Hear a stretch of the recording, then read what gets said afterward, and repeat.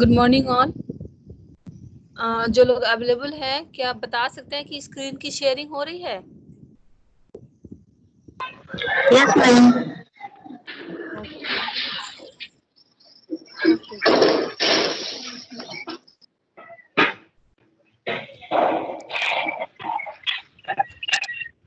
Good morning all. We were discussing approaches to teaching English in our past classes. Today's class will be based on communicative approach of English teaching. Okay. Last class में हमने पढ़ा था structural approach of English teaching, जिसके बारे में हमने पढ़ा था कि मेनली क्या होता है कि स्ट्रक्चर बेस्ड होता है। इसमें सेंटेंस की जो अरेंजमेंट होते हैं, यानी कि जो एक्यूरेसी होती है लिखने की, राइटिंग जो एप्टीट्यूड होता है या फिर राइटिंग स्किल होता है या फिर कॉम्पिटेंसी होती है, उस पर ज़्यादा ध्यान दिया जाता है। ठीक है, उसके हमने ड्रॉबैक्स पढ़े थे। और ड्रॉबैक्स क्या था कि लैंग्वेज का मेन काम होता है कि आप उसका मेन जो फंक्शन है उसका होता है कि आप लैंग्वेज को आप कितना यूज कर रहे हैं इन स्पीकिंग, मतलब स्पीकिंग स्किल्स आपके काफ़ी अच्छे होने चाहिए, जिसको बिल्कुल भी इग्नोर किया जाता है स्ट्रक्चरल अप्रोच। ओके, एक बार और आप लोग को रिवाइज कराती हूँ कि जो जो अप्रोचेज हम लोग को पढ़ने हैं या फिर जो जो अप्रोचेज होते हैं टीचिंग ऑफ इंग्लिश या फिर सेकेंड लैंग्वेज के, उसके बारे में हमने पहला था structural approach, second one is communicative approach, third cognitive approach, fourth behaviorist approach and fifth constructivist approach। इस कड़ी में आज हम लोग पढ़ेंगे कम्युनिकेटिव अप्रोच। ठीक है, तो कम्युनिकेटिव अप्रोच जब हम जाएंगे इसके हिस्टोरिकल बैकग्राउंड पे, जब भी किसी अप्रोच को इनिशिएट करते हैं, शुरू करते हैं या फिर फॉलो करते हैं, तो कुछ न कुछ जो पास्ट का जो बैकग्राउंड होता है, जो पहले से जो अप्रोचेस चले आ रहे हैं उसके अगेंस्ट होते हैं, या फिर कुछ ऐसी आवश्यकता हो जाती है जो कि हमें जो पहले के अप्रोच है उसको छोड़ के नए अप्रोच चुनने पड़ते हैं। ठीक है, तो जैसे कि कम्युनिकेटिव अप्रोच है, तो उस समय की नीड क्या थी इस कम्युनिकेटिव अप्रोच को अपनाने का, उसके बारे में हम लोग पहले बात करते हैं। ठीक है, क्योंकि कम्युनिकेटिव अप्रोच जो है वो 1960-70 में ब्रिटेन और अमेरिका में अमेरिकन जो स्कॉलर थे वो उन्होंने इसकी शुरुआत की। और उसका रीजन ये था कि जितने भी उस समय क्या था अमेरिका में और ब्रिटेन में, ठीक है, बहुत सारे ऐसे थे जो उस कंट्री से नहीं बिलोंग करते थे। और अमेरिका और इंग्लैंड में क्या होता है कि इंग्लिश उसका नेशनल लैंग्वेज है, इंग्लिश उसका मदर टंग है। ठीक है, तो बाहर से जो लोग आते थे उनसे कम्युनिकेट करने के लिए वो केवल इंग्लिश में कर सकते थे। ठीक है, तो उन लोगों को क्या होती थी, वो बेटर वे में उसको अंडरस्टैंड नहीं कर पाते थे due to communication incompetencies that was in that very speakers that was non native. मतलब कि जो लोग नॉन नेटिव थे, जो बाहर के लोग थे, वो उनका इंग्लिश जो था वो नॉन नेटिव लैंग्वेज था, तो वो लोग बहुत बेटर वे में कम्युनिकेट नहीं कर पाते थे अमेरिकन से और ब्रिटिश लोग से, तो इससे उनको असहूलियत होती थी। ठीक है, तो इस असुविधा को दूर करने के लिए उन्होंने एक नया टेक्निक कोशिश की, एक नया टेक्निक इजाद किया इंग्लिश सीखने का, इंग्लिश सिखाने का, इंग्लिश पढ़ाने का, जो था कि द कम्युनिकेटिव अप्रोच। कम्युनिकेटिव जैसा कि नाम से ही मालूम है, कम्युनिकेशन मतलब क्या होता है कि ट्रांसमिशन ऑफ मैसेज फ्रॉम किसके द्वारा, फ्रॉम प्रोड्यूसर टू जो आगे सामने सुन रहा है उसमें। मतलब हम लोग मैसेज को संप्रेषित करते हैं, जो सूचनाएं हैं, जो इन्फॉर्मेशंस हैं, जो आइडियाज हैं, उनको संप्रेषण काम करने का काम करते हैं जो लोग सुनने वाले होते हैं। ठीक है, उनके लिए। तो यहाँ पे क्या था कि कम्युनिकेशन का, कम्युनिकेटिव अप्रोच का शुरुआत हुआ, जिसकी आवश्यकता आपने देखा।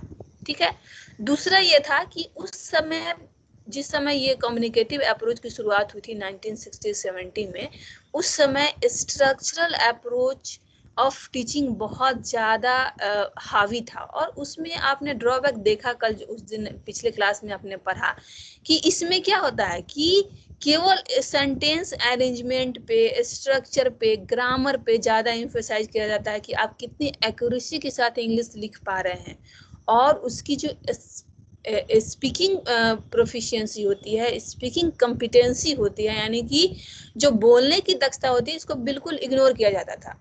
जबकि लैंग्वेज का मेन फंक्शन ही क्या है, आप उसको कैसे बोल पा रहे हैं, अपने विचारों को कितने अच्छे वे में आप उसको संप्रेषित कर पा रहे हैं, जिनसे आपको अपने विचारों की शेयरिंग करनी है। ठीक है, तो ये कम्युनिकेशन अप्रोच हुआ। दूसरा ये कि जैसे कि आपने पिछले क्लास में पढ़ा कि जब भी हम लोग मदर टंग सीखते हैं, यानी कि नेटिव लैंग्वेज सीखते हैं, तो कभी भी जो बच्चे 6 साल की उम्र तक ही वो अपने लैंग्वेज में, अपने मदर टंग में, अपनी मातृभाषा में क्या होते हैं, बहुत ज़्यादा स्किल्ड हो जाते हैं। तो क्या उन लोगों को कभी ग्रामर सिखाया जाता है, कभी हिंदी में सेंटेंस अरेंजमेंट सिखाते हैं बोलने के लिए? नहीं, केवल वो लोग कम्युनिकेट करके, आपस में बातचीत करके, जो आपस में बातचीत हो रही है उसको ऑब्जर्व करके वो लोग ऑलरेडी सेंटेंस अरेंजमेंट सीख लेते हैं कि कैसे किन बातों को कैसे अरेंज करके सुव्यवस्थित तरीके से आगे बोलना है, ताकि आगे वाले लोग उसको अच्छे से समझ सकें। ठीक है, तो इसमें ये सारी चीजें जो है वो एक तरह से कम्युनिकेटिव अप्रोच की ओर इंगित करती हैं कि यदि हम भी इंग्लिश, जो कि हमारी सेकेंड लैंग्वेज है, या फिर इंग्लिश जो नॉन नेटिव लैंग्वेज है, जो हमारी मदर टंग नहीं है, उस लैंग्वेज को यदि हम उस तरह से एक्वायर करना चाहते हैं, उस तरह से सीखना चाहते हैं जैसे कि हमारी नेटिव लैंग्वेज है, तो हमें नेटिव लैंग्वेज की सीखने की जो सराउंडिंग्स थी, जो कंडीशंस थे, उसको यहाँ इम्प्लीमेंट करने होंगे। तो इस तरह से क्या हुआ कि जो अप्रोच हुआ कम्युनिकेटिव अप्रोच पर हम लोग शिफ्ट होने के आगे के लिए आगे बढ़े। ठीक है, the method came as a reaction against the grammar based approach such as the audiolingual method and grammar translation method। ये जो था एक रिएक्शन की तरह था कि बहुत हो गया स्ट्रक्चर सीखना, बहुत हो गया ड्रिलिंग प्रैक्टिस ऑडियोलिंगुअल मेथड से जो आप आगे पढ़ेंगे, या फिर स्ट्रक्चर मेथड से, या फिर ग्रामर ट्रांसलेशन मेथड से, हम इन सब को छोड़कर बिल्कुल उस वे में इंग्लिश को सीखने की कोशिश करते हैं जैसे कि कोई बच्चा अपनी नेटिव लैंग्वेज को सीखता है, अपनी मदर टंग को सीखता है। तो एक रिएक्शन के तौर पर कम्युनिकेटिव अप्रोच को अपनाया गया इंग्लिश टीच करने के लिए। ठीक है, आगे आते हैं, इसके गोल के बारे में पढ़ते हैं कि इसके गोल कौन कौन से हैं, मतलब इसके एम्स कौन है, इसके उद्देश्य क्या है जिस पर ये आधारित है। तो the foremost purpose of the CLT यानी communicative learning technique is to develop students' communicative competencies with the help of building the educational process around interaction in the foreign language, so that in that very perspective they could converse well and appropriately। इसका main M जो है वो क्या है कि जो हमारी second language है या फिर फॉरेन लैंग्वेज है, ठीक है, उसको अपने जो एजुकेशनल प्रोसेस है, शिक्षण की प्रक्रिया है, उसमें इस तरह से कम्युनिकेट करके यूज करना ताकि जो बच्चे हैं उसको वो उसी लैंग्वेज में कन्वर्स कर पाए, उसी लैंग्वेज में बातचीत कर पाए और उसको अच्छी तरह से यूज कर पाए। तो जो हमारी कम्युनिकेटिव अप्रोच है उसके मीन्स भी है कम्युनिकेशन और गोल भी है कम्युनिकेशन। मतलब कि मीन्स मतलब कि हम लोग कम्युनिकेशन के द्वारा कम्युनिकेशन की विधि से लैंग्वेज सीखते हैं, लैंग्वेज सीखने की कोशिश करते हैं। और हम लोग किस लिए ये चीज सीखते हैं? क्योंकि हमें अच्छे से कम्युनिकेशन करना है। तो इसका मीन्स मतलब जरिया भी कम्युनिकेशन है और इसका जो गोल यानी कि इसका लक्ष्य भी कम्युनिकेशन होता है। ठीक है। To develop students' communicative abilities either by teaching aspects of communicative competence, is that realization of specific general notions, that is weak version। मतलब यहाँ कहा गया है कि यदि कम्युनिकेटिव अप्रोच को हम बच्चों में कम्युनिकेटिव अप्रोच के द्वारा सिखाना चाहते हैं तो इसके दो तरीके हो सकते हैं। एक कि हम क्लास में बच्चों को कम्युनिकेशन करने के तरीके के बारे में थ्योरेटिकली बताएं। जैसे कि आप लोगों में से यदि बहुतों ने इंग्लिश स्पोकन कोर्सेज किया होगा तो उसमें आपने देखा होगा कि पहले के कुछ क्लासेज में जो टीचर है वो बताता है कि आप कम्युनिकेट करने के लिए कैसे किस लैंग्वेज को बोलेंगे, बोलने की कोशिश करेंगे, ये सारी चीजें आपको थ्योरेटिकली बताता है। ठीक है। तो एक तरीका यह भी हो सकता है कि अपने नोशंस को, अपने विचारों को कैसे हम व्यक्त कर सकते हैं। यदि हमें अपोलोजाइज करना है, किसी से क्षमा याचना करना है, तो हमें कौन कौन से सेंटेंस अरेंजमेंट यूज करने चाहिए। फिर यदि हमें रिक्वेस्ट करना है तो हमें किस तरह से रिक्वेस्ट करना चाहिए। यदि हमें डिस्क्राइब करना है तो हमें कैसे करना चाहिए। इन सारी चीजों को थ्योरेटिकली सिखा सकता है। लेकिन ये क्या है, एक वीक वर्जन है, एक खराब तरीका हो सकता है कम्युनिकेटिव अप्रोच का। ठीक है। दूसरा हो सकता है कि by creating conditions for learners to acquire the foreign language through communication या फिर कम्युनिकेटिव एक्टिविटी। दूसरा हो सकता है कि हम कोई थियरी नहीं पढ़ाएं और केवल एक ऐसा इन्वायरमेंट या सराउंडिंग क्रिएट करने की कोशिश करें जहाँ के लोग जो हैं वो आपस में इंग्लिश में बातें करते हैं, केवल और केवल इंग्लिश लैंग्वेज यूज करते हैं कम्युनिकेशन के तौर पर। और तो धीरे धीरे क्या होगा, बच्चे उस माहौल में एडजस्ट करने के लिए English as a language adapt करेंगे, बोलना सीखेंगे और धीरे धीरे ट्रायल एंड एरर के द्वारा, जैसे कि शुरू में गलती बोलेंगे, फिर धीरे धीरे धीरे बोलते बोलते उनमें सुधार होते जाएगा। मतलब बार बार उस चीज को बोलते जाएंगे तो उनको अपनी गलतियां खुद समझ में आएंगी, खुद उसको करेक्ट करेंगे, खुद सीखेंगे, ऑब्जर्व करेंगे। तो ये एक टाइप का कोलैबोरेटिव और कोऑपरेटिव लर्निंग, मतलब सहयोगात्मक सीखना हुआ कि बहुत सारे बच्चे एक साथ हैं, एक दूसरे से सीख रहे हैं। तो ये एक तरीका हो सकता है कम्युनिकेटिव अप्रोच का, जो कि हमारा स्ट्रॉन्ग वर्जन से एक बहुत ही अच्छा तरीका है कम्युनिकेटिव अप्रोच से इंग्लिश सिखाने का या फिर इंग्लिश पढ़ाने का या फिर इंग्लिश सीखने का। The latter variant incorporates an idea that students actually discover the structural system of language as itself in the process of learning how to communicate। मतलब ये कि जिस तरह से नेटिव लैंग्वेज में बच्चे यानी अपनी मातृभाषा, अपने मदर टंग, जैसे बंगाली बोलते हैं या फिर पंजाबी बोलते हैं या फिर हरियाणवी बोलते हैं या फिर हिंदी बोलते हैं, फिर भोजपुरी बोलते हैं, जो भी उनकी मदर टंग है, उसमें वो बात करते करते बच्चे क्या होते हैं, वो सेंटेंस के स्ट्रक्चरल अरेंजमेंट के बारे में खुद ब खुद जान जाते हैं। यदि हमें बंगाली सीखनी होगी तो हमें उसके सेंटेंस अरेंजमेंट के बारे में सीखते हैं। लेकिन जो बच्चे बंगाली हैं वो ऑलरेडी उसको बोलते बोलते सीख जाते हैं। तो हमारा जो ये टेक्निक है, जो हम बोले कि अभी क्या था कि एक सराउंडिंग ऐसा क्रिएट करना जिसमें बच्चे इंग्लिश बोल बोल कर सीखे, इंग्लिश के स्ट्रक्चर, वो इसी ये पर आधारित है कि नेटिव लैंग्वेज जैसे सीखते हैं हम, क्यों ना वैसे ही सेकेंड लैंग्वेज या नॉन नेटिव लैंग्वेज या फॉरेन लैंग्वेज को सीखने की कोशिश करें। ठीक है। Therefore, they are provided with opportunities to experience how language is actually used in communication and activate the interest knowledge of the language system।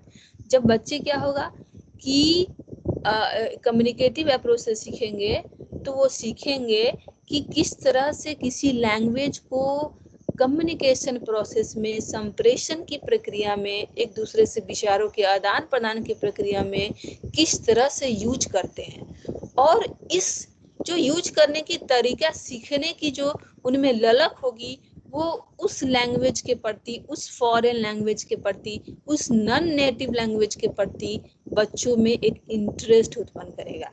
और आप लोगों में से सबों ने यह पढ़ा होगा कि प्रिंसिपल ऑफ इंटरेस्ट लर्निंग का एक बहुत ही मेन प्रिंसिपल होता है कि यदि बच्चे किसी चीज में अभिरुचि रखना शुरू करेंगे, इंटरेस्ट रखना शुरू करेंगे, तो बच्चे खुद ब खुद क्या होगा, जल्दी सीखेंगे। तो हम लोग कम्युनिकेटिव अप्रोच के थ्रू बच्चों में इंटरेस्ट जगाने की कोशिश करते हैं लैंग्वेज के प्रति, लैंग्वेज सीखने के प्रति, ताकि बच्चे अच्छे तरीके से लैंग्वेज सीख पाएं। तो लैंग्वेज, जो कम्युनिकेटिव अप्रोच का जो पूरा का पूरा जो थीम है, जो पूरा का पूरा उसका ये है, वो क्या है कि लैंग्वेज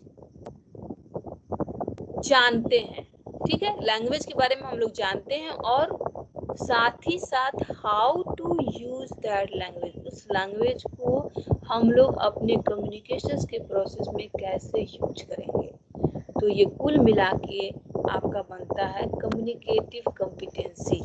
कम्युनिकेटिव कॉम्पिटेंसीज यानी कि संप्रेषण की क्षमता का मतलब ये हुआ कि आप किसी लैंग्वेज के बारे में जानते हैं, जिस लैंग्वेज में आप संप्रेषण कर रहे हैं, जिस लैंग्वेज में आप कम्युनिकेशन कर रहे हैं, साथ ही साथ उसको बेटर वे में आप कैसे यूज कर पा रहे हैं अपने संप्रेषण टेक्निक में, संप्रेषण के प्रोसेस में। ये दोनों मिलकर आपका कम्युनिकेटिव कॉम्पिटेंसीज कहलाता है। और हमारा जो कम्युनिकेटिव अप्रोच जो है इंग्लिश टीचिंग की, उसका जो मेन एम है वो है कम्युनिकेटिव कॉम्पिटेंसीज को बढ़ाना, ठीक है।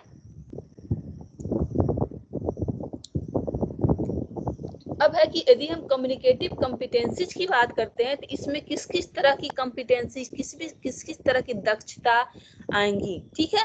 तो फर्स्ट है ग्रामेटिकल कॉम्पिटेंसीज। इसमें क्या है कि हम लोग ग्रामर के रूल्स को जानते हैं और ग्रामर के रूल्स को कैसे अपने वाक्यों में प्रयोग करते हैं व्हाइल कम्युनिकेशन, दूसरे से संप्रेषण करने के दौरान, इस चीज के बारे में हम जानते हैं। तो हम लोग ग्रामेटिकल कॉम्पिटेंसी जानते हैं। दूसरा है डिस्कोर्स कॉम्पिटेंसीज। यदि हम इस किसी लैंग्वेज को कम्युनिकेशन प्रोसेस में यूज कर रहे हैं, तो उसके जो बहुत सारे वर्ड्स हैं उसको किस तरह से मैनिपुलेट करते हैं, जो फ्रेजेज हैं उसको किस तरह से प्लेस्ड करते हैं इन अ सेंटेंस, ताकि हम बेटर वे में और बहुत ही स्ट्रॉन्ग तरीके से अपनी जो आइडियाज हैं, अपने जो नोशंस हैं, अपने विचार हैं, वो सामने वालों के पास रख सकें। तो ये होता है डिस्कोर्स कॉम्पिटेंसीज, ठीक है। उसके बाद है सोशियो लिंग्विस्टिक कॉम्पिटेंसी। जब भी हम कम्युनिकेटिव अप्रोच की बात करते हैं, तो हम क्या है कि लैंग्वेज को किसी सोशल कंटेक्स्ट में, किसी समाज में, किसी धर्म में, किसी लैंग्वेज को हम किस तरह से यूज करें, इस चीज की निपुणता के बारे में हम लोग सीखते हैं, ठीक है। स्ट्रेटेजिक कॉम्पिटेंसीज मतलब कि हम लोग रणनीति बना सीखते हैं, रणनीति की क्षमता हम लोग में आती है, दक्षता आती है किसी लैंग्वेज को यूज करने का, कि यदि हमें किसी से रिक्वेस्ट करना है, तो हम लोग किस तरह के भाषा या किस तरह की रणनीति का यूज करेंगे। यदि हमें किसी से क्षमा याचना करना है, तो हम किस वे में स्ट्रेटेजिकली लैंग्वेज को हैंडल करेंगे, ठीक है। फिर यदि हमें किसी को ऑर्डर देना है, तो हम उस लैंग्वेज किस तरह से उसको हम कन्वे करेंगे अपने विचारों को। ये सारी चीजें हम स्ट्रेटेजिकली उस लैंग्वेज में सीखते हैं कम्युनिकेटिव अप्रोच के थ्रू, ठीक है। अब है कम्युनिकेटिव अप्रोच के प्रिंसिपल्स कौन कौन से हैं, मतलब कौन कौन से ऐसे सिद्धांत हैं जिसपे कम्युनिकेटिव अप्रोच आधारित होता है, ठीक है। First one is learners learn through using it to communicate. Learner जो है वो इसको सीखते हैं कैसे, कम्युनिकेशन की प्रोसेस के द्वारा। जैसा पहले भी पढ़ा कि कम्युनिकेटिव अप्रोच का मीन्स मतलब जरिया भी होता है कम्युनिकेशन, और एंड्स मतलब जो आप लक्ष्य हासिल करने की कोशिश करने जा रहे हैं कम्युनिकेटिव अप्रोच के द्वारा, उसका आप लक्ष्य भी होता है कम्युनिकेशन। मतलब ये कि आप कम्युनिकेशन प्रोसेस के द्वारा कम्युनिकेशन करना सीखते हैं, ठीक है। तो ये आपका कम्युनिकेटिव अप्रोच का प्रिंसिपल होता है। Second one, authentic and meaningful communication should be the goal of classroom activities. जो हमारे क्लासरूम में जो लैंग्वेज लर्निंग के दौरान, जो लैंग्वेज टीचिंग के दौरान जो प्रक्रिया होती हैं, जो जितनी भी एक्टिविटीज होंगी, जितनी भी गतिविधियां होंगी, ठीक है, वो इस तरह से ऑर्गेनाइज होंगी कि हम एक मीनिंगफुल वे में, एक ऑथेंटिक वे में सही तरीके से कम्युनिकेट कर पाए, ठीक है। Third one is fluency is an important dimension of communication. मतलब आपकी जो लैंग्वेज यूज कर रहे हैं कम्युनिकेशन के लिए, आपको ग्रामेटिकली सही हो, इसकी वो उस पर ज़्यादा इम्फेसाइज नहीं किया जाता है, लेकिन उसमें फ्लुएंसी, उसमें तारतम्यता अच्छी होनी चाहिए, ठीक है। क्योंकि जहाँ भी आप कम्युनिकेशन कर रहे हैं तो आपके जो सेंटेंसेज हैं वो लॉजिकली सही होना चाहिए, उनमें फ्लुएंसी होनी चाहिए, ताकि आप अपने विचारों को एक तारतम्य पूर्वक आप दूसरों के सामने रख पाएं। यहाँ पर जो सेंटेंस की स्ट्रक्चरल अरेंजमेंट है, जो ग्रामेटिकली जो सेंटेंस को कैसे हम अरेंजमेंट करते हैं, लॉजिकल अरेंजमेंट कैसा है, वो उसको साइडलाइन किया जाता है और फ्लुएंसी पर ज़्यादा ध्यान दिया जाता है, ठीक है। Communication involves the integration of different language skills. जहाँ भी हम लोग कम्युनिकेशन की बात करते हैं तो कम्युनिकेशन केवल स्पीकिंग के द्वारा नहीं होता है, आप रिटेन में भी कम्युनिकेट कर सकते हैं। आपका जो एक्सप्रेशन होता है फेशियल, और जो आपको बॉडी लैंग्वेज होती है, उसके द्वारा भी आप कम्युनिकेट करते हैं। तो जहाँ भी कम्युनिकेटिव अप्रोच की बात करते हैं तो वहाँ पे हम ना केवल उस लैंग्वेज को बोलना या लिखना सीखते हैं, बल्कि उस लैंग्वेज को बोलते समय हमारी फेशियल एक्सप्रेशन किस तरह की होनी चाहिए, बॉडी लैंग्वेज किस तरह की होनी चाहिए, ताकि हमारे लैंग्वेज की जो कम्युनिकेशन है उसको असिस्ट कर सके, उसको सहयोग कर सके, उसको प्रमोट कर सके, ठीक है। Language is a process of creative construction, involves trial and error. यहाँ पर क्या किया गया है कि लैंग्वेज को यानी भाषा को क्या एक क्रिएटिविटी से जोड़ा गया है, यानी कि आप में कुछ क्रिएट करते हैं लैंग्वेज सीखने के समय। जब आप कम्युनिकेटिव अप्रोच से पढ़ते हैं तो आप ट्रायल एंड एरर मेथड के द्वारा अपनी भाषा, अपनी लैंग्वेज को खुद से क्रिएट करने की कोशिश करते हैं, ना कि किसी को फॉलो करके, किसी ग्रामेटिकल रूल्स को फॉलो करके, किसी टीचर्स को फॉलो करके, ड्रिलिंग को फॉलो करके नहीं सीखते। आप खुद ब खुद आप क्रिएट करते हैं, आप में क्रिएटिविटी की क्षमता के द्वारा आप लैंग्वेज के एरर्स को करेक्ट करते हैं, आप करेक्ट वे में आप उस लैंग्वेज को बोलना सीखते हैं।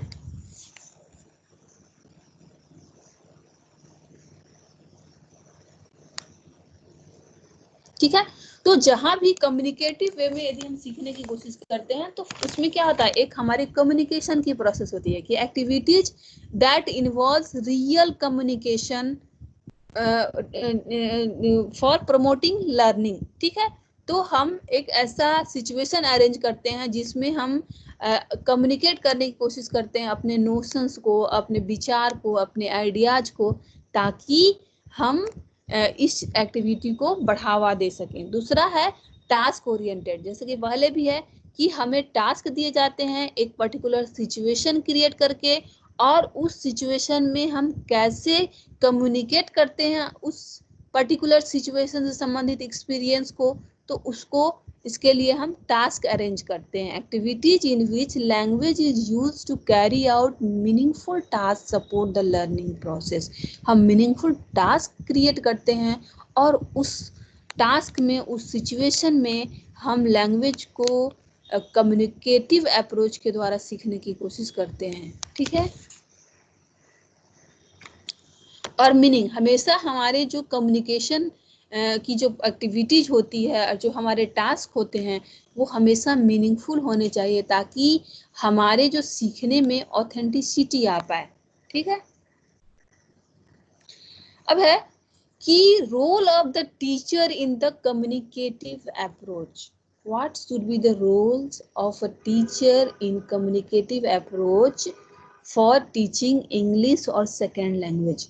तो यहाँ पे टीचर्स का जो रोल होता है बहुत ही ज़्यादा अहम होता है और पूरी की पूरी जो प्रक्रिया है कम्युनिकेटिव अप्रोच की कहीं ना कहीं डिपेंड करती है कि टीचर्स कितने प्रोफिशिएंट हैं, टीचर्स की लैंग्वेज प्रोफिशिएंसी कितनी है। क्योंकि आफ्टर ऑल टीचर क्या चीज का काम करता है, एक गाइड का काम करता है, एक मॉनिटर के काम करता है जो आपकी पूरी एक्टिविटीज जो कि क्लासरूम में हो रही है उसकी मॉनिटरिंग कर रहा होता है। तो he or she should be proficient in the language to which he or she is using to communicate।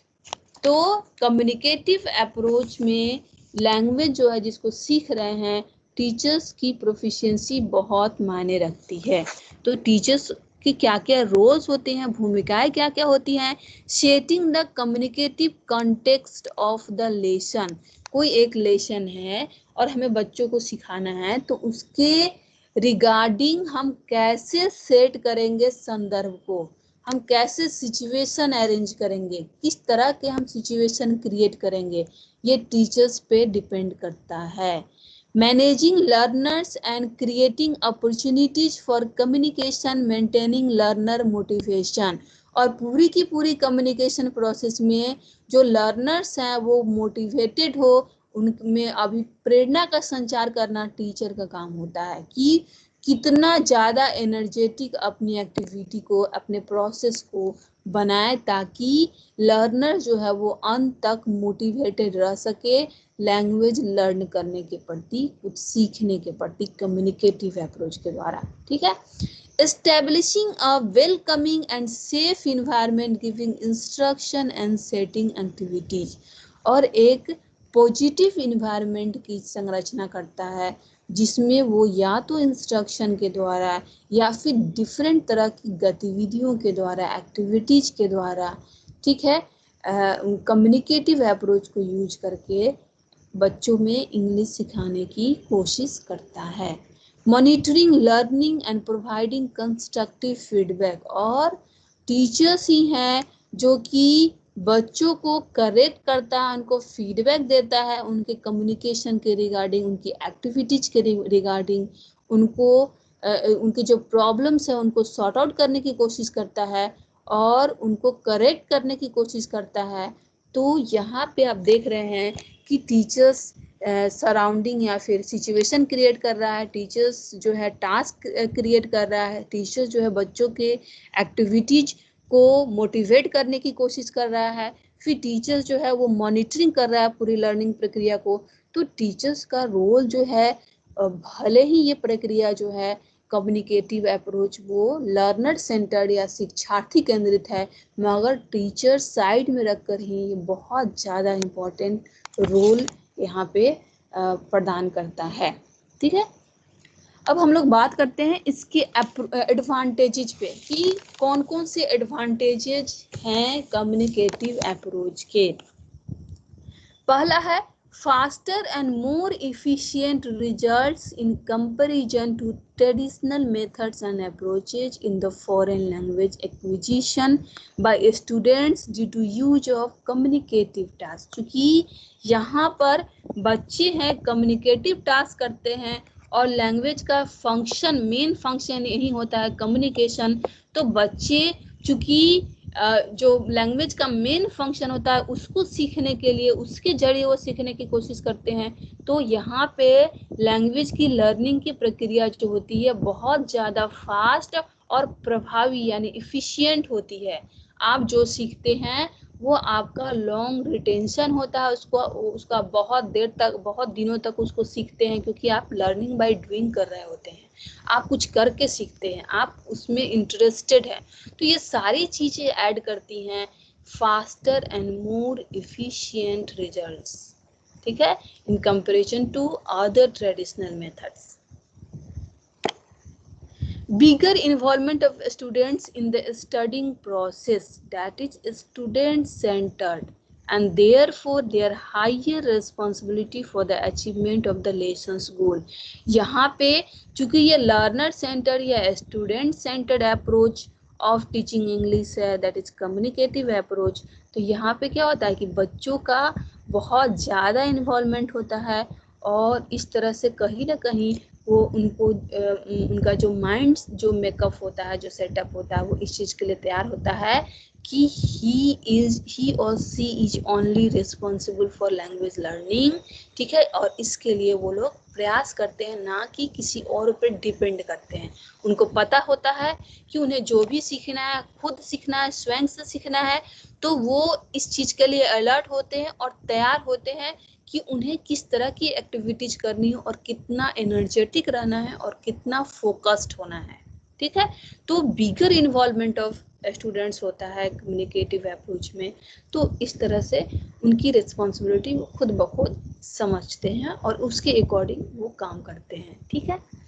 Contextualization of the educational information including Lexus and grammars for better understanding of meaning. देखिए, जब भी आप grammar पढ़ते हैं या फिर किसी चीज़ को आप पढ़ रहे होते हैं, तो आपका उसका अर्थ, मीनिंग, कंसेप्ट और धारणा, ये सारी चीज़ें आप उतने बेटर वे में नहीं समझ पाते हैं जितना कि उसको किसी कंटेक्स्ट में यूज करके आप उसको समझ पाते हैं. जैसे कि आप लोग सबों ने पढ़ा होगा कि example is better than definition. आप किसी चीज़ की परिभाषा दिया जाए और उसके बदले आपको कोई टीचर केवल एग्जाम्पल बताते तो आप परिभाषा खुद ब खुद सीख जाते हैं, ठीक है, और आपको परिभाषा याद करने की जरूरत नहीं होती.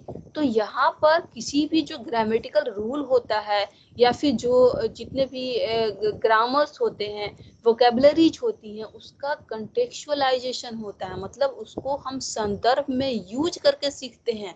तो हम उन चीज़ों को, उस ग्रामेटिकल रूल्स को हम एज इट इज उसको ऐसे ही सीख जाते हैं विदाउट एनी स्पेशल अटेंशन और क्लास इन फॉर ग्रामर, ठीक है.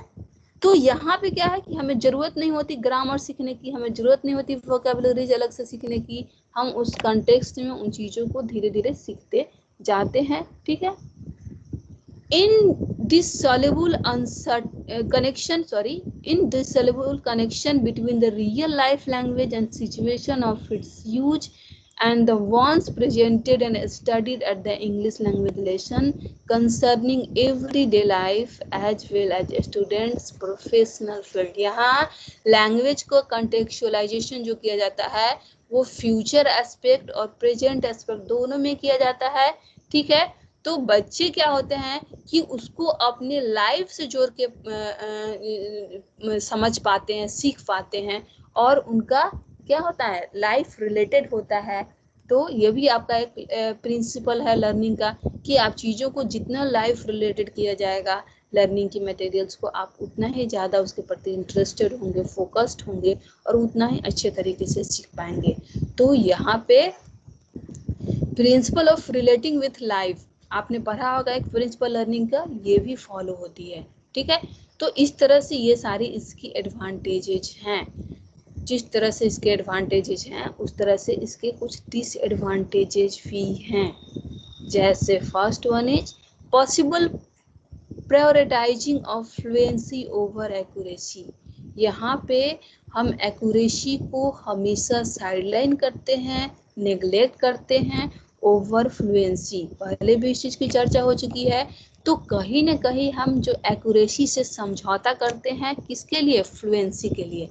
तो यहाँ पे ये एक इसका बहुत बड़ा ड्रॉबैक है कि लैंग्वेज का एक एस्पेक्ट ये भी होता है, लैंग्वेज प्रोफिशिएंसी का एक एस्पेक्ट ये भी होता है कि हम कितनी एक्यूरेसी के साथ उसको यूज कर पा रहे हैं. तो यहाँ एक्यूरेसी हम लोग कंप्रोमाइज करते हैं ओवर फ्लुएंसी. तो ये एक इसका ड्रॉबैक है, डिसएडवांटेज है. दूसरा है lack of authentic materials representing native speakers living language and equipment for their demonstration, because second language or English is in most of cases is taught by non-native speakers or non-native teachers. It means what कि एक teacher जो आपको English पढ़ा रहा होता है वो खुद बखुद वो उसकी मदर टंग नहीं होती। इंडियन कॉन्टेक्स्ट में बात हो रही है। तो यहाँ पे क्या होता है, जब इंडियन जो लोग आपको सिखा रहे हैं वो खुद बखुद जो है वो सेकेंड लैंग्वेज, इसको as a second language use कर रहे हैं, तो उसमें जो है उतनी ज़्यादा जो स्किल जो इफिशियंसी है वो डेवलप नहीं कर सकते, क्योंकि यहाँ पे क्या है कि जो लैंग्वेज है वो लिविंग नहीं है, मतलब आप उसको फुल वे में यूज नहीं कर पा रहे हैं क्योंकि ये आपका नेटिव नहीं है, नेटिव लैंग्वेज नहीं है।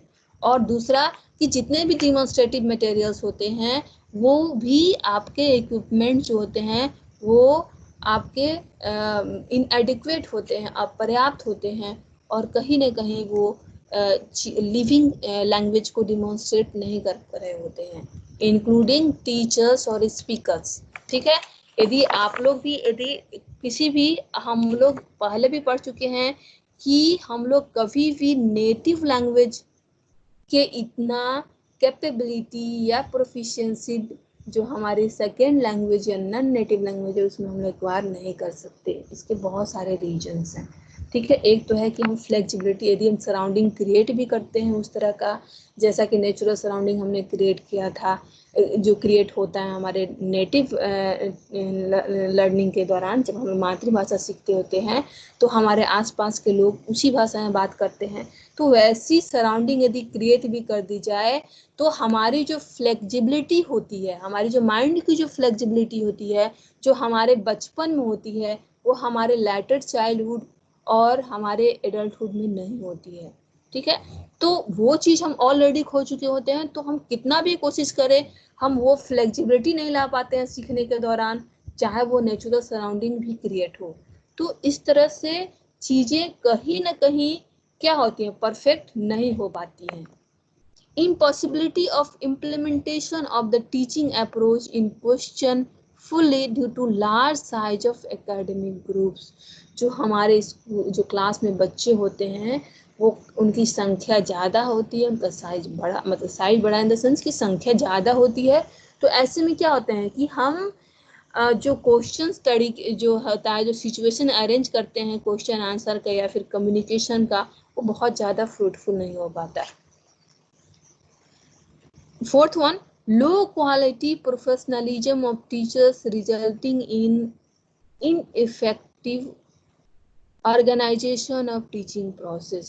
आप जो टीचर्स जो आपको पढ़ा रहे होते हैं उनकी प्रोफेशनलाइजेशन या तो उनकी प्रोफेशनल एजुकेशन की बात करें, जैसा पहले भी चर्चा हुई थी कि टीचर्स ट्रेनिंग के दौरान उनको इस चीज़ की बहुत ज़्यादा नहीं बताया जाता है कि आप कम्युनिकेटिव अप्रोच को या फिर किसी भी अप्रोच को कैसे यूज करके आप बच्चों को सेकेंड लैंग्वेज लर्न करा पा रहे हैं।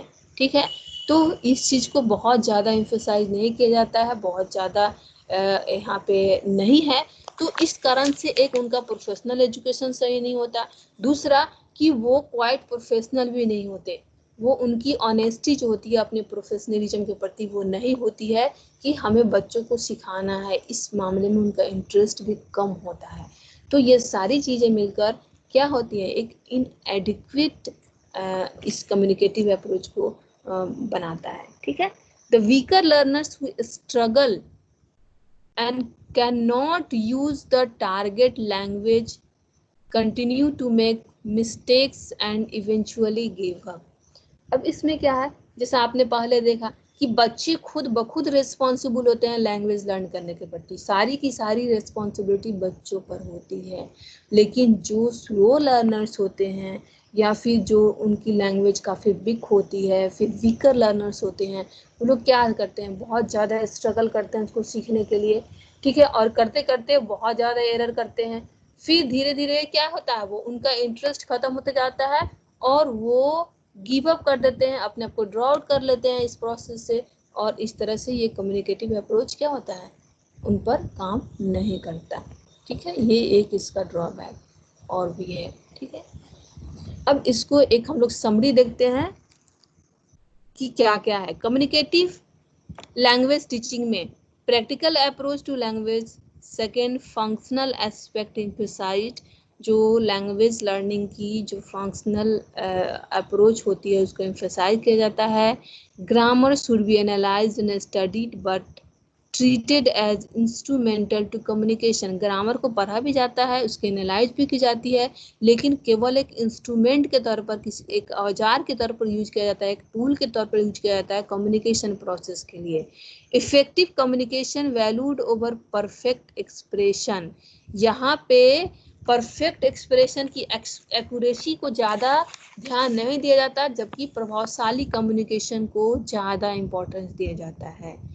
Mistakes are addressed but not stigmatised. यहाँ पर जो मिस्टेक्स हैं, जो एरर्स हैं, उसको एड्रेस किया जाता है, बस उससे आप बहुत ज़्यादा अटैच नहीं होते, उसको आप छोड़ के आगे बढ़ने की कोशिश करते हैं। All skills are taught and integrated. इसमें क्या होता है, जितने भी लैंग्वेज लर्निंग के जितने भी स्किल्स होते हैं, चाहे वो स्पीकिंग हो या फिर लिसनिंग हो या फिर राइटिंग हो, तो वो सारी चीज़ें हम सीखने की कोशिश करते हैं इंटीग्रेटेड फॉर्म में, एकीकृत फॉर्म में। Use of students native language avoided. और जब कम्युनिकेटिव अप्रोच होता है तो वहाँ पे बच्चों को हाईली रेस्ट्रिक्टेड किया जाता है कि आपको केवल और केवल सेकेंड लैंग्वेज में ही बात करनी है, अपनी नेटिव लैंग्वेज या मदर टंग को यूज नहीं करना है। All competence are practise. और लैंग्वेज से जुड़े जितने भी कॉम्पिटेंसीज है उसकी प्रैक्टिस की जाती है। Addresses different learners types and learning styles.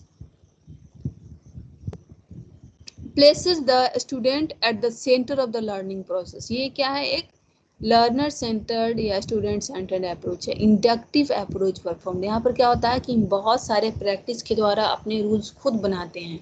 तो यहाँ पर क्या, हमेशा एग्जाम्पल से हम कहाँ जाते हैं, एक रूल की तरफ जा रहे हैं। तो ये एक इंडक्टिव अप्रोच ऑफ टीचिंग है। टास्क बेस्ड लर्निंग, यहाँ पर हम टास्क और सिचुएशन को अरेंज करके लर्न करने की कोशिश करते हैं कम्युनिकेटिव अप्रोच में। तो ये हमारा एक टास्क बेस्ड लर्निंग, ये है आपका समरी। ठीक है, तो इस तरह से कम्युनिकेटिव अप्रोच के बारे में आपने बहुत कुछ सीखा।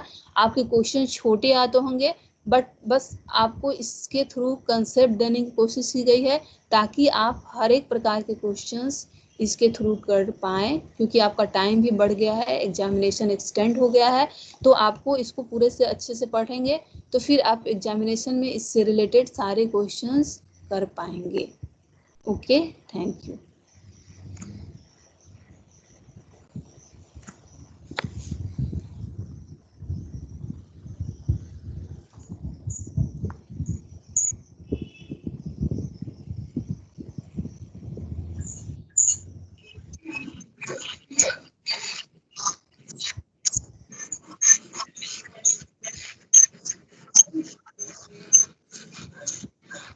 मैम, हाँ, ये सारे अप्रोचेज क्लास में हो चुके हैं।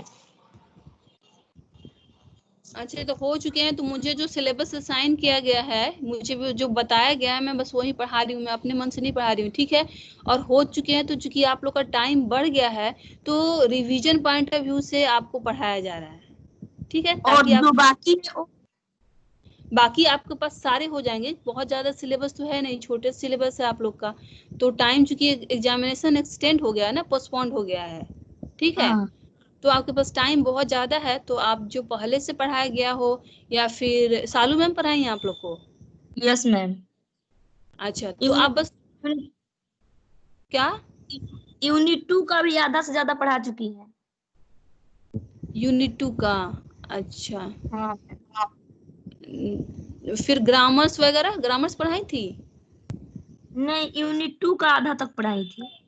अच्छा अच्छा, तो अभी टाइम बहुत है। आप लोग कोरोना के कारण तो पता नहीं एग्जाम कहाँ जाएगा। ठीक है, अक्टूबर भी जा सकता है, इसलिए टाइम बहुत ज़्यादा है। तो आप रिवीजन कर लें।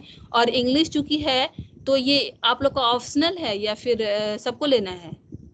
सबको लेना है। सबको लेना है तो आप इसमें ज़्यादा प्रैक्टिस मांगेंगे, क्योंकि आप लोग हिंदी लिखते होंगे, ठीक है, और वहाँ यस पेपर में आपको इंग्लिश लिखना है, तो इंग्लिश में बहुत बच्चे फेल भी करते हैं। तो आपको ज़्यादा से ज़्यादा इंग्लिश टाइम मिला है तो आप लोग उसको इंग्लिश लिख के इंग्लिश में क्वेश्चन आंसर करने की कोशिश कीजिए, एक्यूरेसी मेंटेन कीजिए जो लिख रहे हैं उसमें, ठीक है। तो इस तरह से आप प्रैक्टिस करेंगे तो आपका, चूंकि इंग्लिश आप देखते ही होंगे बहुत ज़्यादा क्रॉस लगता है इसमें, यदि आप अच्छे से नहीं लिख पा रहे हैं, आप नहीं लिखेंगे तो इसमें दिक्कत हो जाती है, ठीक है। तो आप लोग थोड़ा प्रैक्टिस कर लीजिए इस बीच में, टाइम मिला है तो यूज कीजिए, लिख लिख के पढ़ने की कोशिश कीजिए ताकि आप खुद देख सके कि आपने कहाँ कहाँ जो आपका शब्द मतलब वोकेबलरीज आपका कहाँ कहाँ गलत है, या फिर आप सेंटेंस कैसे अच्छा नहीं बना पा रहे हैं, किस क्वेश्चन का अच्छे से आंसर नहीं कर पा रहे हैं, ठीक है। तो इसलिए आप प्रैक्टिस कीजिए। बाकी इंग्लिश, चूंकि ये तो आपका इंग्लिश का है तो आपको बिल्कुल इंग्लिश में ही पढ़ाना चाहिए, मगर आप लोग के ध्यान में रखते हुए इसको हिंदी इंग्लिश मिक्स करके पढ़ाते हैं। मिक्स करने पे आप लोग को दिक्कत होती है समझने में? नहीं मैम। हाँ, तो थोड़ा बहुत आपको अपने पर थोड़ा देना पड़ेगा प्रेशर, क्योंकि यहाँ पर है ना, आपको खुद ब खुद ही तो एग्जाम देना है, लिखना है, सीखना है, ठीक है। तो आप खुद कोशिश करें कि अच्छे से पढ़ पाए। ठीक है, ठीक है, बाय।